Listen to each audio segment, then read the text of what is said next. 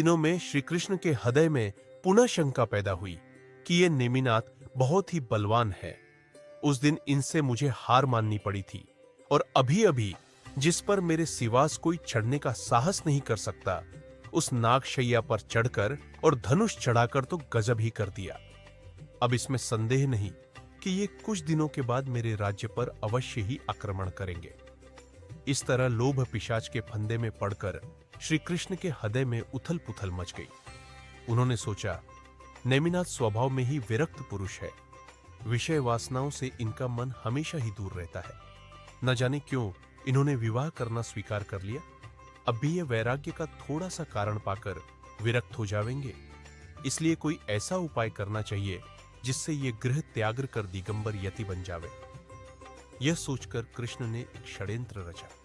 वह यह है कि जूनागढ़ के रास्ते में जहां बारात जाने को भी वहां एक बाड़ लगवा दी और उसमें अनेक शिकारियों से छोटे बड़े पशु पक्षी पकड़वाकर बंद करवा दिए तथा वहां रक्षकों से कह दिया कि जब तुमसे नेमिनाथ इन पशुओं के बंद करने का कारण पूछे, तब कह देना कि यह जीव आपके विवाह में क्षत्रिय राजाओं को मांस खिलाने के लिए बंद किए गए हैं। कृष्ण जी ने अपना यह षड्यंत्र बहुत ही गुप्त रखा था।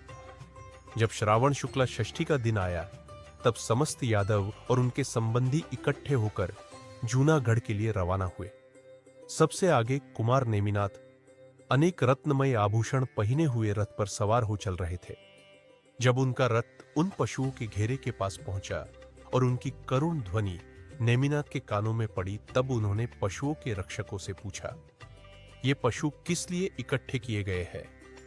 तब पशु रक्षक बोले कि आपके विवाह में मारने के लिए, क्षत्रिय राजाओं को मांस खिलाने के लिए महाराज कृष्ण ने इकट्ठे करवाए हैं।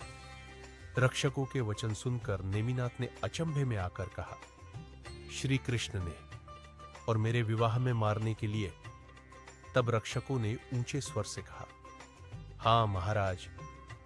यह सुनकर वे अपने मन में सोचने लगे, जो निरीह पशु जंगलों में रहकर तृण के सिवाय कुछ भी नहीं खाते, किसी का कुछ भी अपराध नहीं करते, हाय स्वार्थी मनुष्य उन्हें भी नहीं छोड़ते।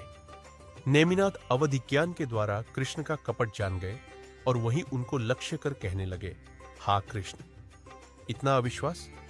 मैंने कभी तुम्हें अनादर और अविश्वास की दृष्टि से नहीं देखा। जिस राज्य पर कुलक्रम से मेरा अधिकार था, मैंने उसे सहर्ष आपके हाथों में सौंप दिया। फिर भय आपको संतोष नहीं हुआ। हमेशा आपके हृदय में यही शंका बनी रही कि कहीं नेमिनाथ पैतृक राज्य पर अपना कब्जा न कर ले। छे, ये तो हद हो गई अविश्वास की। इस जीर्ण तृण के समान तुच्छ राज्य के लिए इन पशुओं को धूप देने की क्या आवश्यकता थी? लो, मैं हमेशा के लिए आपका रास्ता निष्कंटक किए देता हूं। उसी समय उन्होंने विषयों की भंगुरता का विचार कर दीक्षा लेने का दृढ़ निश्चय कर लिया।